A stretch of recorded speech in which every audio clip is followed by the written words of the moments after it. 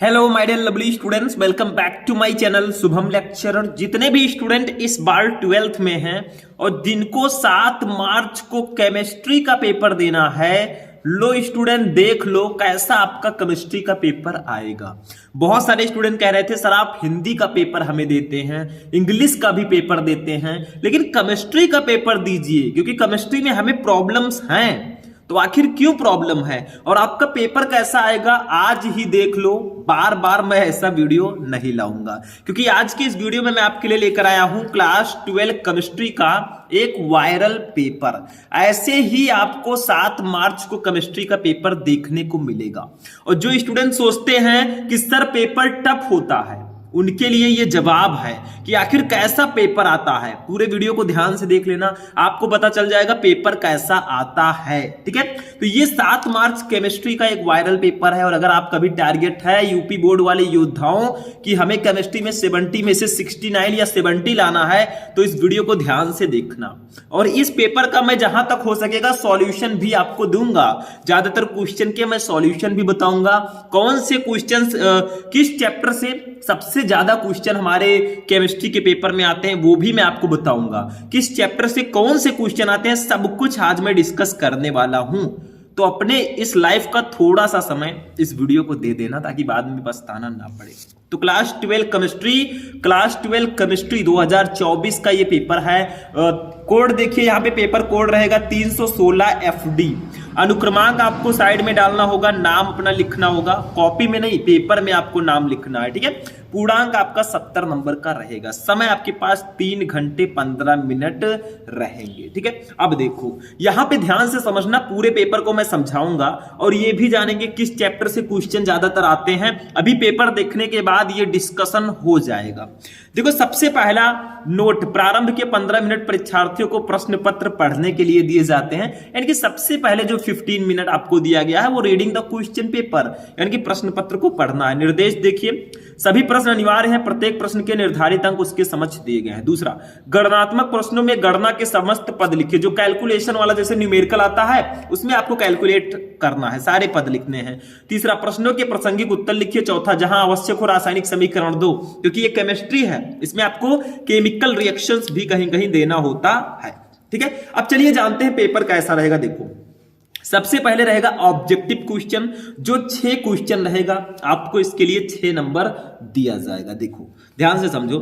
First question बताओ, इस प्रश्न के प्रत्येक खंड में 4 विकल्प दिए गए हैं, सही विकल्प चुनकर उसे अपनी उत्तर पुस्तिका में लिखिए। जैसे देखो का वाला क्वेश्चन, तनुता बढ़ाने पर विशिष्ट चालकता, बताइए ये किस चैप्टर का है? ये हमारे चैप्टर 2 जो विद्युत रसायन है, ये उसी चैप्टर का क्वेश्चन है। बताइए तनुता बढ़ाने पर विशिष्ट चालकता पर क्या प्रभाव पड़ेगा? फर्स्ट है बढ़ती है, सेकंड है घटती है, थर्ड है स्थिर रहती है, फोर्थ है इनमें से कोई नहीं। जिसको जिसको आंसर पता है आपको तुरंत आंसर दे देना है क्वेश्चन का। जैसे मैं क्वेश्चन पढ़ रहा हूं आप लोग आंसर दो, क्योंकि आप लोग ब्रिलियंट स्टूडेंट हो। ठीक है, देखो इसका सेकंड ऑप्शन सही होगा, घटती है। अगर आप लोग तनुता को बढ़ाएंगे, तनुता का मतलब विलयन को और ज्यादा तनु करेंगे, पतला करेंगे, तो वो विशिष्ट चालकता वहां पे घटेगी। अब तनुता का मतलब क्या होता है थोड़ा सा मैं समझा देता हूं। जैसे कोई गिलास ले लीजिए, उसमें 1 लीटर पानी ले लीजिए और 200 ग्राम आप लोग 200 ग्राम क्या ले लीजिए, चीनी ले लीजिए। ठीक है, और 1 गिलास और ले लीजिए, उसमें भी उतना ही रहे।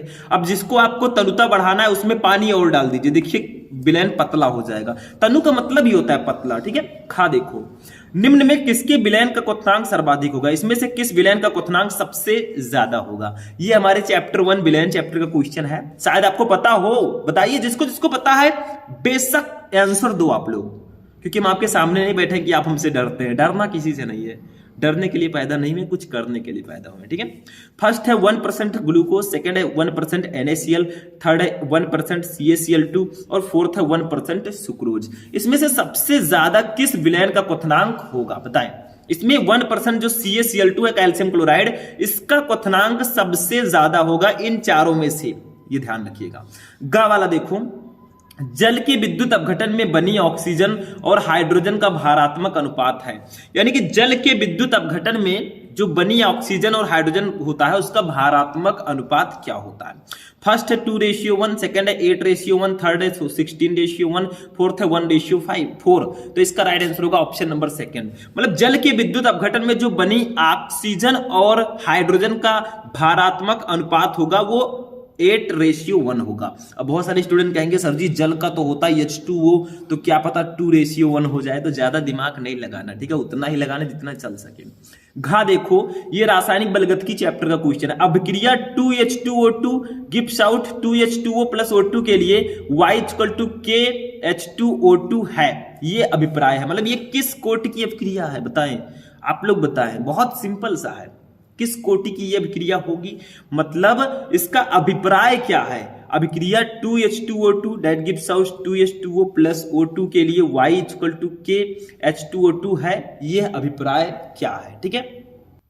अब देखिए यहां पर बहुत सारे स्टूडेंट क्या कहेंगे, देखो ध्यान देना थोड़ा सा, ठीक। तो देखिए यहां पे आपको थोड़ा सा दिमाग लगाना है। देखो आप रिएक्शन तो देख रहे हैं, इसके आगे 2 लगा है, लेकिन इसके लिए Y = KH2O2 है, यानी कि अभिक्रिया का वेग हमें इतना दिया है। तो देखिए H2O2 के ऊपर 1 है, यानी कि ये प्रथम कोटि की अभिक्रिया होगी।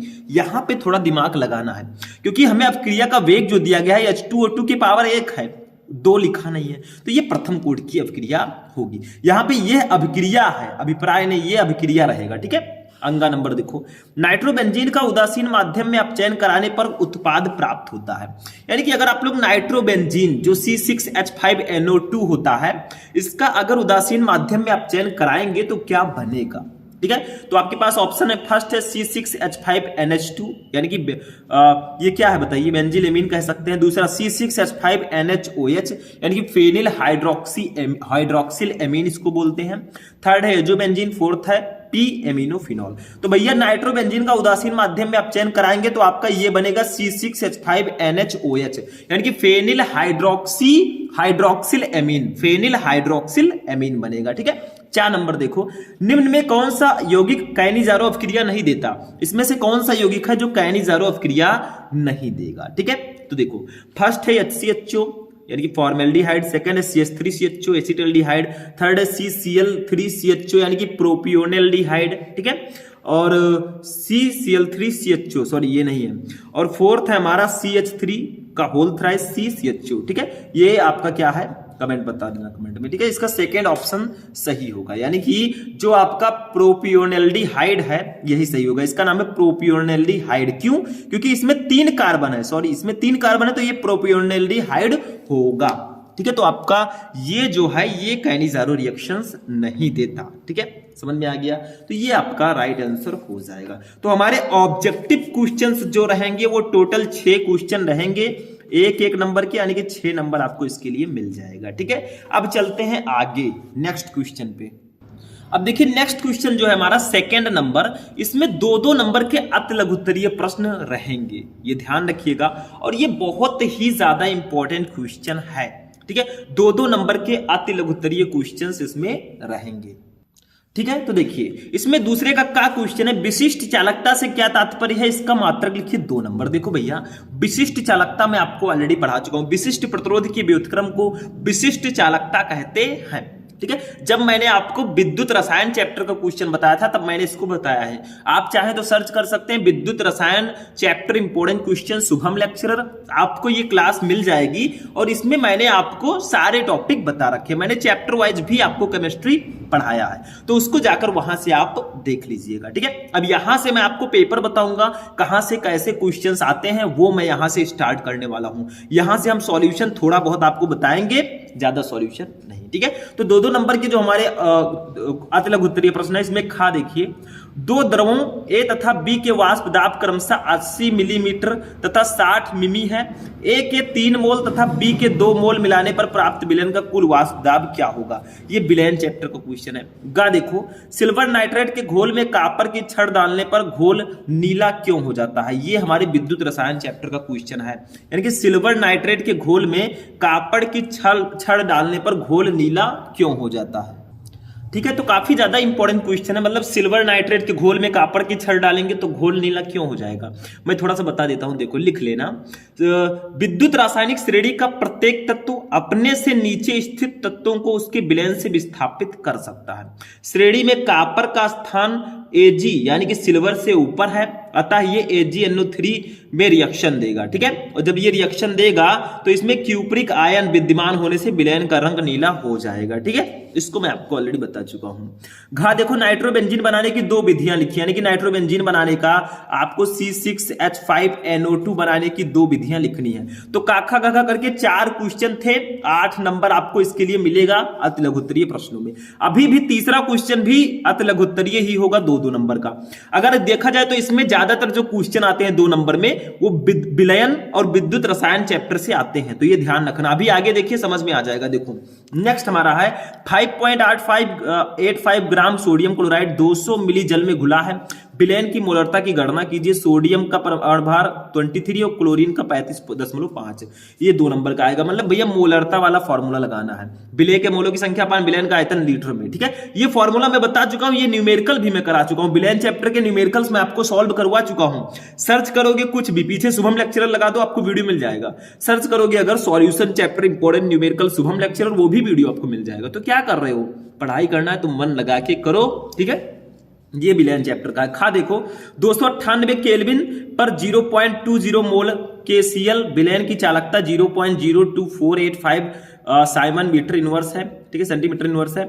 इसका मोलर चालकता का परिकलन कीजिए, 2 नंबर इसके लिए भी मिलेगा। मोलर चालकता आपको निकालनी है। ठीक है, आगे देखिए, lambda equal to kappa into, ऐसे मैंने आपको फॉर्मूला बताया था। ठीक है, काफी ज्यादा इंपॉर्टेंट क्वेश्चन है ये। ठीक है, तो इसको आप लोग निकाल लीजिएगा। मतलब क्या, मोलर चालकता आपको निकालना है। मोलर चालकता को हम लोग डिनोट करते हैं डेल्टा M से। ठीक है, इक्वल टू क्या फॉर्मूला होता है, कप्पा इंटू 1000। ठीक है, अपान मोलरता। ठीक है, अपान मोलरता। तो सब कुछ दिया गया है, फॉर्मूले पर रख दो, काम खत्म। ठीक है, ये हो गया आपका। क्या है इसमें, गा देखो, अभिक्रिया का वेग स्थिरांक क्या है, रासायनिक बलगतिकी चैप्टर का क्वेश्चन। घा है, एक्टिनाइड का आवर्त सारणी में स्थान निर्धारित कीजिए, ये DMF ब्लॉक के तत्व चैप्टर का क्वेश्चन है। तो हमने देखा कि जो 2 नंबर वाले हैं वो ज्यादातर क्वेश्चन विलयन और विद्युत रसायन से आते हैं, कुछ और चैप्टर के भी आ जाते हैं, तो ये आपको ध्यान में रखना है। इन चैप्टर के जो सॉल्व क्वेश्चन है, अति लघुत्तरीय प्रश्न है, उनको बिल्कुल से तैयार कर लेना है। ठीक है, अब देखिए 4 नंबर, ये अब लघुत्तरीय प्रश्न आएगा 3-3 नंबर वाला। देखो, एक दंती लिगैंड क्या है, उदाहरण द्वारा समझाइए। देखिए लिगैंड आपको बताया गया उपसह संयोजन यौगिक चैप्टर में, इसमें लिगैंड के बारे में पढ़ लेना, और एक दंती लिगैंड, द्विदंती लिगैंड, इसके बारे में पढ़ लेना, क्योंकि मैंने आपको पूरे केमिस्ट्री के टॉपिक में आपको बता चुका हूं। आप लोग सर्च करोगे class 12 chemistry important question Shubham lecturer, आपको वीडियो मिल जाएगा। ठीक है, खा देखो, एरोमेटिक प्राथमिक एमीन को गैब्रियल थैलिमाइड संश्लेषण से क्यों नहीं बनाया जा सकता, 3 नंबर। गा, संक्रमण तत्वों में जटिल यौगिक को बनाने की प्रवृत्ति अधिक क्यों होती है, ये भी 3 नंबर। और घा, मानक इलेक्ट्रोड विभव क्या है, इलेक्ट्रोड विभव E और मानक इलेक्ट्रोड विभव E में संबंध स्थापित कीजिए। यानी कि मानक इलेक्ट्रोड विभव क्या है, इलेक्ट्रोड विभव E और मानक इलेक्ट्रोड विभव E0 रहेगा, ऊपर 0 लगा दीजिएगा, E0। ठीक है, इसमें आपको संबंध स्थापित करना है। ठीक है, जो मैंने बताया था एक समीकरण, नेक्स्ट समीकरण, उसी को आपको लिखना है। ठीक है, तो ये आपका 3-3 नंबर का 4 क्वेश्चन रहेगा, काखा गाघा। इसमें आपने देखा कि आपके जो फर्स्ट केमिस्ट्री है उससे ज्यादातर क्वेश्चन आए। देखो ये का वाला क्वेश्चन है हमारे चैप्टर उपसह संयोजन यौगिक से, ठीक है, चैप्टर 5 से। और ये जो क्वेश्चन है ये आपका शायद एमीन चैप्टर से है, ये आपका DMF ब्लॉक के तत्व चैप्टर से है, और ये क्वेश्चन जो आपका है ये है विद्युत रसायन चैप्टर से। तो अगर देखा जाए तो 2 नंबर और 3 नंबर के जो क्वेश्चन आते हैं वो ज्यादातर हमारे फर्स्ट केमिस्ट्री से आते हैं, जो विलयन, विद्युत रसायन, रासायनिक बलगतिकी, D&F ब्लॉक के तत्व और उपसह संयोजन यौगिक चैप्टर होते हैं, उनसे 3 नंबर के क्वेश्चन ज्यादातर आते हैं। अब आप कहेंगे सर जी सेकंड केमिस्ट्री से क्या आता है, देखो सेकंड केमिस्ट्री से ज्यादातर विस्तृत उत्तरीय प्रश्न आते हैं, अभी मैं बताऊंगा। ठीक है, आगे देखिए, अब आते हैं 4-4 नंबर वाले लघुत्तरीय प्रश्नों पर। देखो इसका भी पहला क्वेश्चन जो है ये रासायनिक बलगतिकी चैप्टर से है। देखो, सिद्ध कीजिए कि प्रथम कोट की अवक्रिया को 3/4 पूर्ण करने में लगा समय अर्ध क्रिया को पूर्ण करने में लगे समय का 2 गुना होता है। देखिए 4 नंबर में आपको केमिकल काइनेटिक, रासायनिक बलगतिकी के न्यूमेरिकल्स को पढ़ के जाना है, काफी ज्यादा इंपॉर्टेंट है। ठीक है, ऐसे खा देखो, ये क्वेश्चन आ गया हमारे सेकेंड केमिस्ट्री से। हैलो एल्केन में एकाण्विक नाभिक रागी प्रतिस्थापन SN1 तथा द्विआण्विक नाभिक रागी प्रतिस्थापन अभिक्रिया SN2 की क्रिया विधि उदाहरण द्वारा समझाइए। ये सेकेंड केमिस्ट्री से है, ठीक है, हैलो एल्केन तथा हैलो एरीन चैप्टर से। वर्नर सिद्धांत की अभिधारणा लिखिए, ये उपसह संयोजन यौगिक चैप्टर का है। वर्णन सिद्धांत, बैलेंस बॉन्ड थ्योरी, संयोजकता, आबंध सिद्धांत और लिगैंड, इनके बारे में जरूर पढ़ लेना इस चैप्टर से। देखो, एल्कोहल तथा केआई की अभिक्रिया में सल्फ्यूरिक अम्ल का उपयोग क्यों नहीं करते? 4 नंबर, मतलब हमारे 4 नंबर वाले जो क्वेश्चन आते हैं इसमें 2 क्वेश्चन आए सेकंड केमिस्ट्री से, 2 फर्स्ट केमिस्ट्री से, तो इसमें बराबर बराबर का हिस्सा है, मतलब दोनों से क्वेश्चन आ सकते हैं, ठीक है। तो ये सारी चीजें आप ध्यान रखिए।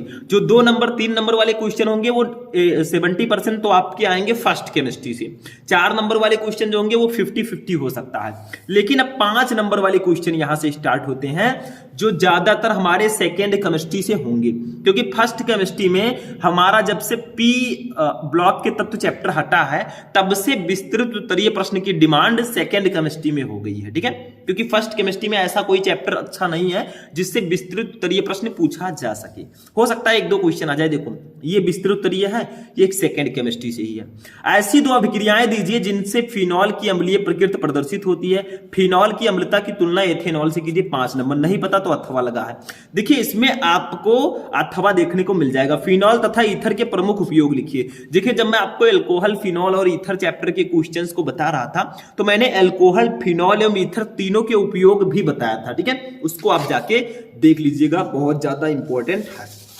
और हमारे जो विस्तृत उत्तरीय प्रश्न है वो सारे के सारे, लगभग सारे क्वेश्चन सेकेंड केमिस्ट्री से ही होंगे। तो चैप्टर 6 से चैप्टर 10 तक जितने भी विस्तृत उत्तरीय प्रश्न हैं उनको पढ़ लीजिए, और जितने भी आपके रिएक्शंस हैं उसको पढ़ लीजिए। जैसे देखिए यहाँ पे रिएक्शन आ गया, खा क्वेश्चन, क्या होता है जब केवल रासायनिक समीकरण लिखें? 5 नंबर का रहेगा, मतलब 1-1 नंबर आपको 5 क्वेश्चन के लिए दिया जाएगा। देखो, मेथिल क्लोराइड की अभिक्रिया केसियन से होती है, तो क्या बनेगा?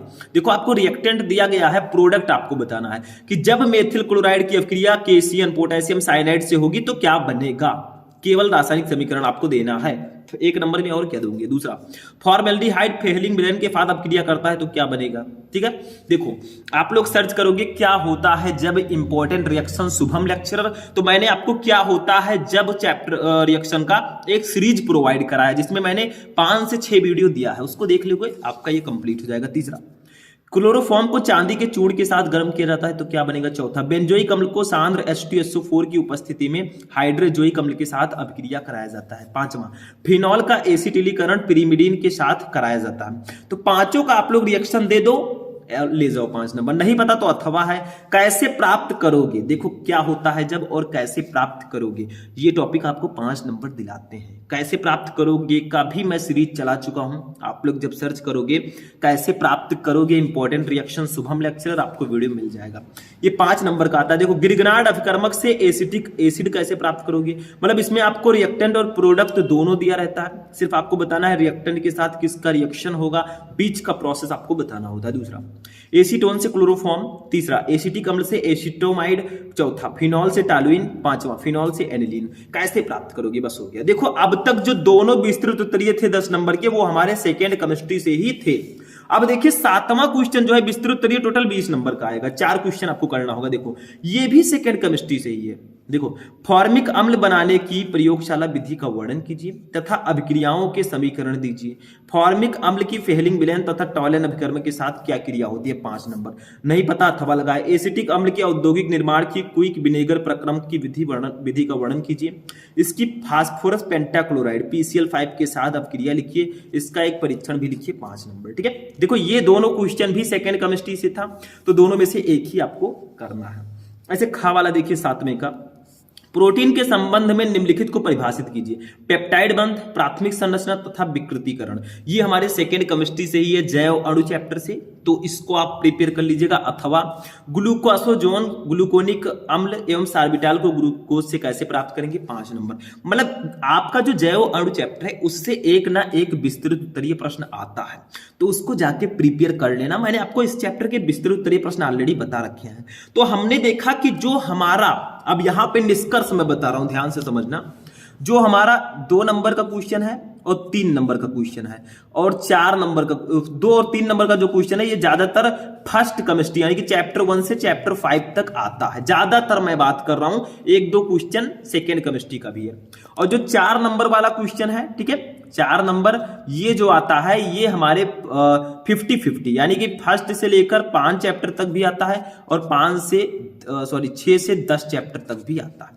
लेकिन जो 5 नंबर वाली क्वेश्चन है भैया, ये ज्यादातर यानी कि 90% हमारे 6 से 10 तक ही आते हैं, यानी कि सेकेंड केमिस्ट्री से ही आता है। तो ये मैंने एक आइडिया आपको बताना था कि आखिर आपका पेपर आता कैसे है, ये समझ गए, ठीक है। 5 नंबर वाले सेकेंड केमिस्ट्री से ही आएंगे, एक आध क्वेश्चन हो सकता है दे दिया जाए अथवा करके, तो उसको प्रिपेयर कर लीजिएगा, ठीक है। तो ये एक मैंने निष्कर्ष निकाला कैसे आपका पेपर आएगा, किस चैप्टर को तैयार करें। अगर आप विलयन, विद्युत रसायन, रासायनिक बलगत की इन चैप्टर के शॉर्ट क्वेश्चंस को ज्यादातर ध्यान देंगे तो आपका बहुत अच्छा नंबर आएगा, और अगर आप लॉन्ग क्वेश्चन सेकेंड केमिस्ट्री से ध्यान देंगे तो आपका बहुत अच्छा नंबर आएगा। तो भैया ऐसे आपको आइडिया से बहुत स्मार्ट तरीके से तैयारी करनी है, क्योंकि एग्जाम बहुत नजदीक आ चुका है। मैंने आपको पेपर बताया, कुछ क्वेश्चंस की सॉल्यूशन भी बताया, ठीक है। इनमें से ज्यादातर क्वेश्चन मैं आपको अलग अलग पढ़ा चुका हूं क्लासेस में, तो उसको देख लीजिएगा। तो आज का क्लास हमारा यहीं पर फिनिश होगा। इस वीडियो को लाइक करना, चैनल को सब्सक्राइब करना। हम लोग मिलेंगे नेक्स्ट वीडियो में नेक्स्ट टॉपिक के साथ, तब तक के लिए जय हिंद।